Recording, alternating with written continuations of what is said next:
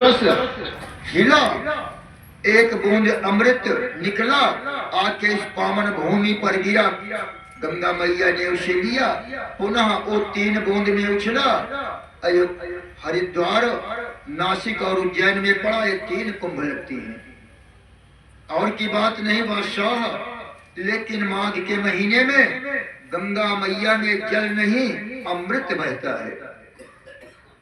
एक बूंद अमृत का पान कर लो, अमर तो नहीं होगे, क्योंकि इस नासवान देह को हमारा हिंदू समाज रहने नहीं देना चाहता है कि गंगा मैया तुम हमें अमर मत करो, हमें अमर भक्ति प्रदान करो। हमें अखंड भक्ति की प्राप्ति होती है, प्रभु का धाम प्राप्त होता है। रह गया जल की बात, जल भी बहता है माघ के महीने में, लेकिन गंगा जी में नहीं, यमुना जी में। अगर रविवार के दिन एक बार कोई यमुना में स्नान कर ले, यमराज के दूत नहीं आ सकते जनाब। इस प्रयाग की पावन भूमि को आप कह रहे हैं कि इस नदी का जल दोबारा अगर ऐसा शब्द निकला तो मैं भूल जाऊंगा कि आप बादशाह हैं। ऐसा चाटा मारूंगा कि हमेशा हमेशा के लिए हमारे मैया का नाम लेना भूल जाओगे। प्रेम से बोलो हिंदू समाज की। ये है सनातन धर्म का कार्य, और सनातनियों का कार्य अपने धर्म की बुराई नहीं करना चाहिए। और जो अपने धर्म की बुराई करता है वो अधम है, राक्षस है, और उसे कई हजार कल्प तक रौरव नरक की यातना प्राप्त होती है। और तीर्थे तीर्थ त्याजो धर्म से विक्रय दुर्जरम पात्रम तीर्थे दुर्जर रस्य प्रतिग्रह। और तीर्थों में आकर अगर कोई प्रतिग्रह लेता है, दान लेता है, जैसे यहाँ आपके भाई साहब भी कल्पवास में हैं, आप वहां जाएं मिलने को, मिलने के लिए रोक नहीं है, लेकिन टाइम टेबल से 8 से 10 नहीं जा सकते। 10 के बाद कहीं भी घूमो, 2 बजे के बाद सायंकाल सूर्यास्त के पहले तक कहीं भी कथा का श्रवण करो। घूम नहीं सकते, आकर केले के वृक्ष का पूजन कर, तुलसी के बिरवा का पूजन कर, गंगा मैया को दीप दान दे, फिर रात भर घूमते रहो, कोई रोक नहीं हो। लेकिन शर्त है, आप कहीं भी जलपान नहीं कर सकते। कोई भी रिश्तेदार नातेदार हो, अगर 2 पैसा आपको दिया, आपने ले लिया, तो उसके अनेक जन्मों का पाप आपको मिल गया। यानी आप जो अन्न खाते हैं वो भी पाप दूसरे का, जल पीते हैं वो भी पाप, धन लेते हैं वो भी पाप। तीर्थ में जाकर किसी का भी प्रतिग्रह नहीं लेना चाहिए। नरोना नरकम याति अपि पातक राशिकृत व्रतम दानम तपो यज्ञ पवित्राणि च गंगा विशुद्ध वेकस्यम समानिष्टम विस्तृतम धर्म द्रव्यम धर्म बीजम वैकुंठम चरणाच्युतम। और गंगा मैया, गंगा स्नान के समय प्रेम से जाओ, गंगा मैया को प्रणाम करो। प्रणाम करने के बाद धीरे धीरे जाओ, डुबकी लगाओ, बाहर निकलो, वस्त्र पहनो। इतना ध्यान रहे कि आपके शरीर के ऊपर या आपके वस्त्रों का लगा जल गंगा मैया में न जाए। वस्त्र वहां मत पछाड़िए, वस्त्रों को लेके आओ, अपने अपने पंडाल में पछाड़ो, साफ करो, तब गंगा मैया का पूरा आशीर्वाद आपको प्राप्त होगा। अगर वस्त्र आपने कहीं धो दिया तो जितना पाप आपका वो आपके पास वापस, और शायद दूसरा भी स्नान कर रहा है तो उसका पाप भी आपको प्राप्त हो जाएगा। और जो नित्य करे गंगा जल पाना, नित्य करे गंगा जल पाना,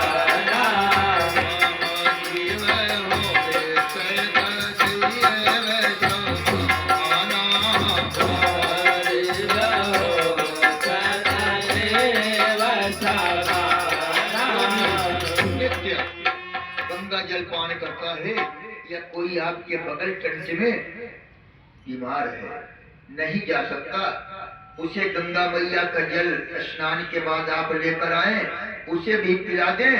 अगर किसी को एक बूंद गंगा जल पिला दी तो एक अश्वमेध यज्ञ का फल आपको प्राप्त होगा।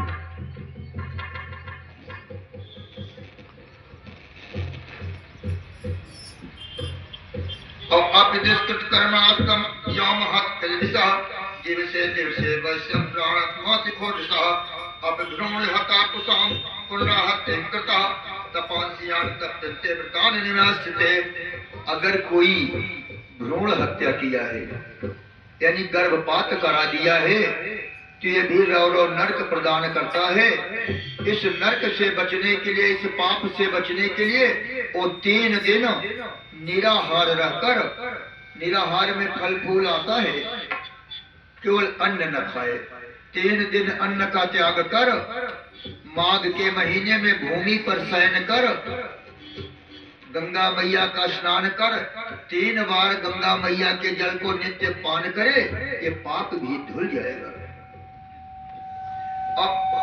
असंवत्सर शतम साग्रम प्राणायाम का पादकम तो महाचर्यम छोटोत्पादकम प्राणायामम क्षणाचर्मम भस्मान त्रिसावरः मातृवत् प्रादानम सप्तेश नरोत्तमम् अत्येन याति विशाश्रेष्ठम कदाचित् यातनाम मानसा परेशाम या कलकाट सेविते साहिषा लोकद्वयं देवस्तेन वश्यधराधिप तस्मादात् सर्वात्मा त्याज्यं तत्पर सेवनम न सन्ति परदारास्तुम नरकेनान विसंतति न लोभे जायते शाम परदेवेश मानसम।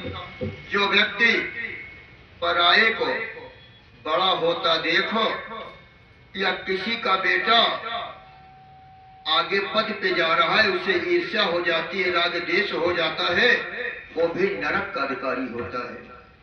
कभी भी किसी दूसरे से द्वेष नहीं रखना चाहिए, बल्कि ये द्वेष रखो अगर हमारे बगल की मिश्राइन शुक्लाइन पड़ाइन चौराइन 5 माला जपती है तो इनसे द्वेष रखो कि ये 5 जपती है तो मैं 10 जपूंगी। ये नहीं कि वो जप रही तो जाके टेंट से पानी फेंक दो या कुछ ऐसा कर्म कर दो कि इनका माला बंद हो जाए। यानी किसी भी धर्म कार्य में अगर कोई बुराई उत्पन्न करता है तो अंधकूप नरक में जाता है। अंधकूप नरक है क्या? आपके पांव में लोहे की साकल लगेगी, नीचे कुआं रहेगा, मल मूत्र विष्ठा मवाज पीप भरी रहेगी, उसी में उल्टा करके डाल देंगे। आपके नाक से, मुंह से, कान से मल जाएगा, मूत्र जाएगा, विष्ठा जाएगी, मवाज जाएगी, कफ जाएगा। इतने ही नहीं, आपका वो पाप सांप बनकर, बिच्छू बनकर बार बार आपको काटेंगे, आप चिल्लाएंगे, मल मूत्र अंदर जाएगा और 1 सहस्त्र वर्ष तक ये यातना भोगनी होगी। अतः किसी के भी धर्म कार्य में बुराई मत उत्पन्न करो। अस्वर्गम गतिर्विहीनतः वैश्यम न गतिश्च नारकी विचारन के शास्त्रार्थम वेदाभ्यास रक्षिता। और जो नारी अपने पति के जीवन काल में पर पुरुष पर आसक्त होती है, वह नारी 1000 वर्ष तक जलते हुए लोभ खंभ से चिपटाई जाती है, दिन में 2 बार 3 बार। इसलिए नारियों को कभी भी अपने पति के अलावा किसी पर पुरुष पर को दृष्टि नहीं रखना चाहिए। इसीलिए तो तुलसी बाबा ने भी रामचरितमानस में लिखा है कि नारियों के लिए कही धर्म, नारियों का बीचों पावर है। नारियां रात दिन तपस्या करें, पति देवता को 10 पैसा भी नहीं प्राप्त होगा।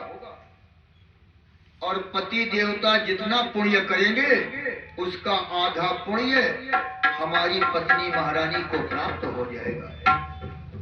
और नारियों को तो पूजा पाठ करने का मतलब ही नहीं, कभी व्रत न रखें, पूजा न करें, पाठ न करें, केवल एक नियम बना लें, हमारे पति ही हमारे परमेश्वर हैं, हमारे भगवान हैं, उन्हें प्रभु के धाम की प्राप्ति होगी।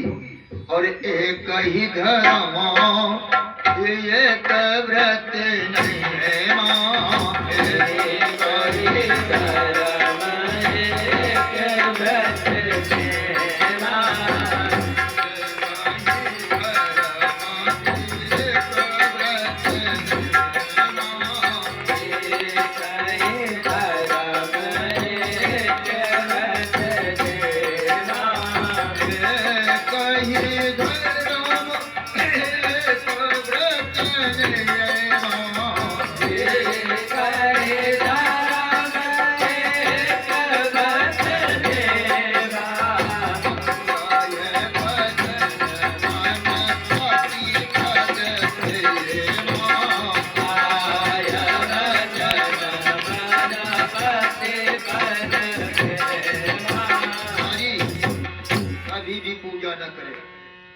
पाठ न करे, यज्ञ न करे, अनुष्ठान न करे, केवल अपने पति को ही अपना नारायण समझ उनकी आज्ञा का पालन करे, उसे प्रभु का धाम प्राप्त होगा।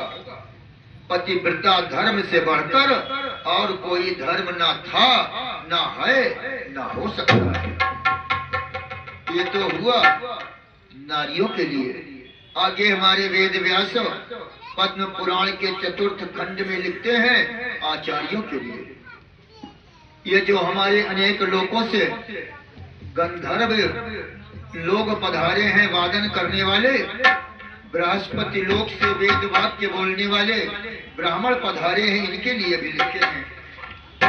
स्वर्गम गतिर्हितोयम श्रवणयन्ति पठन्ति च व्याकुर्वन्ति में स्मृतिमिते च ये धर्म प्रतिबोधकः। जो भी आचार्य अपने मुख से तीर्थों में जाकर वेद वाणी बोलता है, कथा सुनाता है, वो भी बृहस्पति लोक को जाता है और सदा सर्वदा देव रूप में रहता है। जब पुण्य खत्म होती है पुनः धरती पर आता है, ब्राह्मण के घर जन्म लेता है, पढ़ लिख कर विद्वान बनता है, पुनः आचार्य होकर शास्त्री होकर वेद वक्ता होकर कथा पढ़कर आपको सुनाता है। आपके साथ साथ वो भी वैकुंठ में जाकर वास करता है।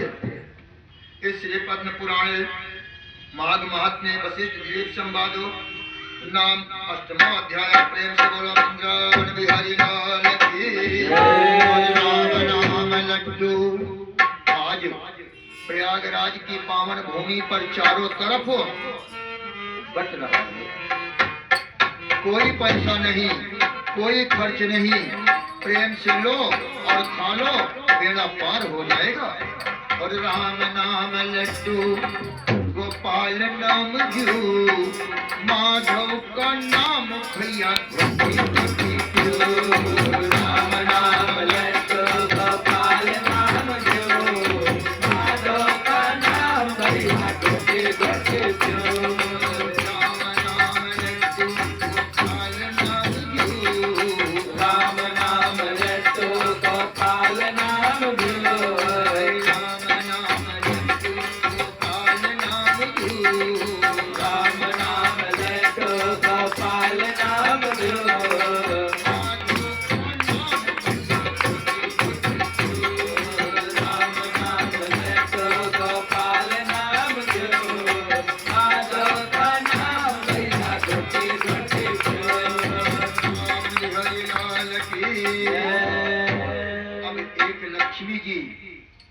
पधारे, माधव जी की आरती करें, व्यास जी की आरती करें। इसके बाद आप लोग अपनी पर्णकुटी पर पधारे, पर्णकुटी पर जाकर भोजन प्रसाद का निर्माण करें। आज द्वितीय बेला राम जन्म की कथा है। आने के समय आप जो भी चाहें, हो सके तो पीला वस्त्र भी पहन कर आए। अगर वस्त्र ना हो तो यहाँ नहीं मिल सकता। जो भी आप चाहें राम जी के कमल रूपी चरणों में अर्पित करने को वस्त्र, अन्य धन, फल, फूल लेकर आए। अगर ये भी नहीं है तो एक कली फूल ही लेकर आए भगवान के चरणों में अर्पित करने को। 2 बजे से 5 बजे तक जो 54 रामायणों के द्वारा मैं राम कथा कहता हूँ, आज इन तमाम रामायणों के द्वारा बड़े प्रेम से प्रभु का प्राकट्य भैरव पंडाल में होगा। बोले सद्गुरुदेव भगवान के वेद व्यास के